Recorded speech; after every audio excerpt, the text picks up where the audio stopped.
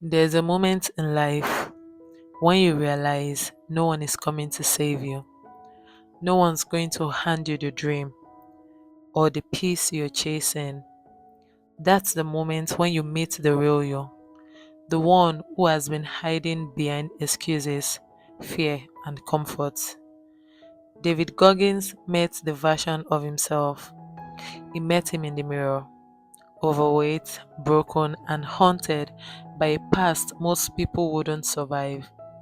But instead of running from that reflection, he stared it down and decided to rebuild himself into something extraordinary. This is not just a story about physical strength, it's a story about mental warfare, about turning pain into power and mastering the mind so deeply that nothing in the world can hurt you again. Today, we are looking into one of the most intense and transformative journey ever told. Can't Hurt Me. Master Your Mind and Defy the Horde by David Goggins. Let's begin. The Broken Beginning. David Goggins didn't start out a hero. He was born into a life of chaos, a violent home in Buffalo, New York, where fear ruled every night. His father, Trinis Goggins, ran a skating rink, but behind the fun and flashing lights was a man who beat his family brutally. As a child, David endured endless nights of pain, terror, and silence. He watched his mother being beaten, and he himself was abused so badly that he developed a stutter and deep anxiety. School didn't help. He was one of the only black kids in a predominantly white area, mugged, bullied, and ignored. He learned early that the world was unfair and that no one was coming to save him. By the time he was a teenager, Goggins was failing classes, lying to himself, and eating junk food to cope with the pain. He wanted to be invincible. He wanted life to stop hurting. But deep down, a small voice, what he later called inner savage, refused to die. The turning point. Fast forward a few years, and David was working as a pest control technician, spraying for cockroaches. He weighed nearly 300 pounds. He hated his job, hated his life, and hated what he saw in the mirror. One night, after another long, miserable day, he turned on the TV. What he saw changed his life. It was a documentary about Navy SEAL training, men crawling through freezing mud, carrying boats on their heads, pushing past the limits of human endurance. He thought to himself, these guys are machines, but maybe, just maybe, I can be one too. So he picked up the phone and started calling Navy recruiters. But every one of them told him the same thing: you're too heavy, you'll never make it. Until one recruiter gave him a chance, on one condition. He had 3 months to lose over 100 pounds if he wanted to qualify for SEAL training. That was the moment the old David Goggins died and the new one was born. The grind begins. For the next 90 days, Goggins went to war, not against anyone else, but against his mind. He ran, biked, swam, and trained until his body broke down. He lived on a few hours of sleep and burned down over 7,000 calories a day. He failed constantly. He cried, bled, and vomited through workouts. But every single morning, he asked himself one question: how bad do you want it? He called this mindset the accountability mirror. Every night, he would stand in front of his mirror, look himself in the eye, and face the truth. He wrote down his weaknesses on sticky notes: lazy, fat, weak, scared, and stuck them on the mirror. Each one became a mission. He wasn't chasing perfection, he was chasing honesty. And somehow, by the end of 3 months, the impossible happened. He dropped from 297 pounds to 190. He had done what no one thought he could. He earned his chance. Hell Week. SEAL training is brutal, but within it lies the infamous Hell Week. 5.5 days of no sleep, freezing cold water, endless run, and constant mental torture. Most men quit. David didn't. But he didn't make it on his first try, or even his second. He broke his leg, fractured bones, and got pneumonia. Each time he was rolled out of training, but he came back again and again. Finally, on his third attempt, he made it through Hell Week with stress fractures in both legs and bleeding shins. He wrapped his legs in duct tape just to keep moving. That's when he learned one of his greatest lessons.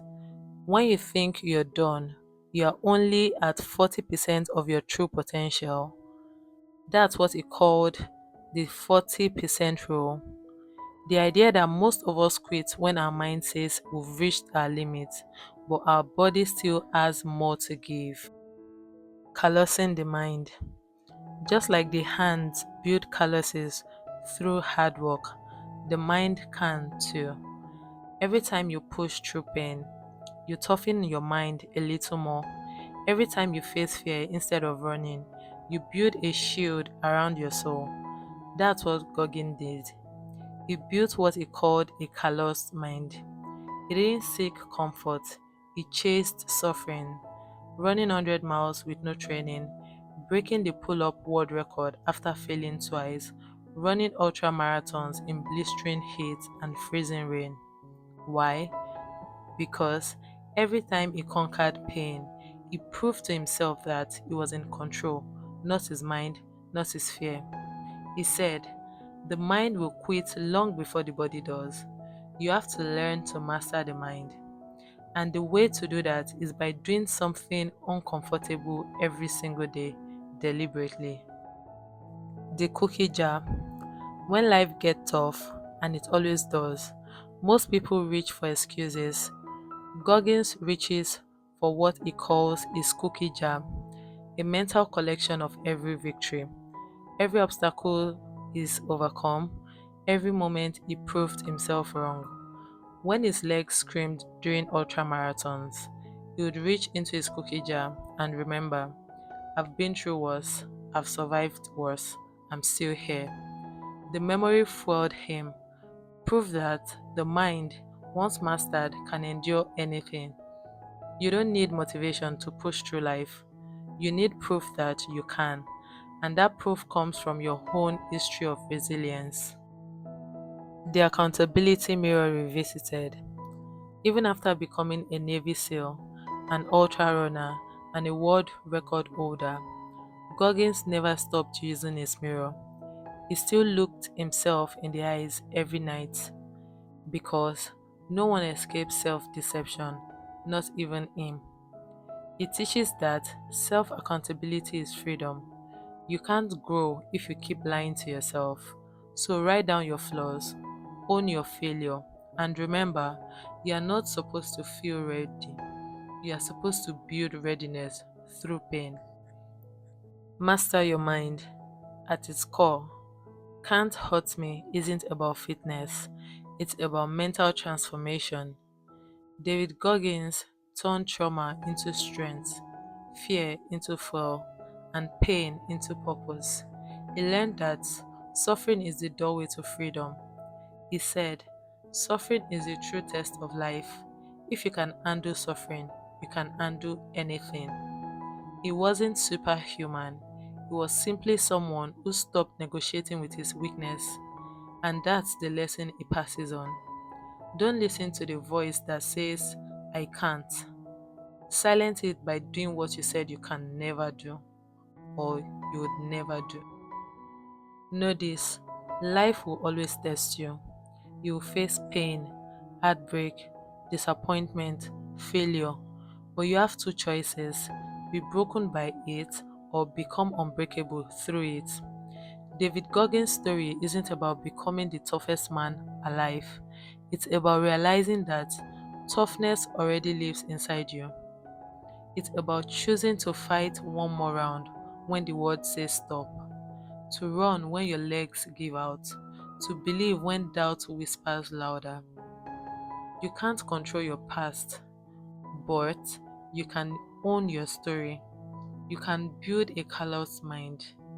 You can look into your own mirror tonight and say, "You can't hurt me." Because once you master your mind, no one and nothing can ever truly break you. If you enjoyed this summary, "Can't Hurt Me," remember, Goggins' message isn't about watching others do hard things. It's about becoming the kind of person who does them.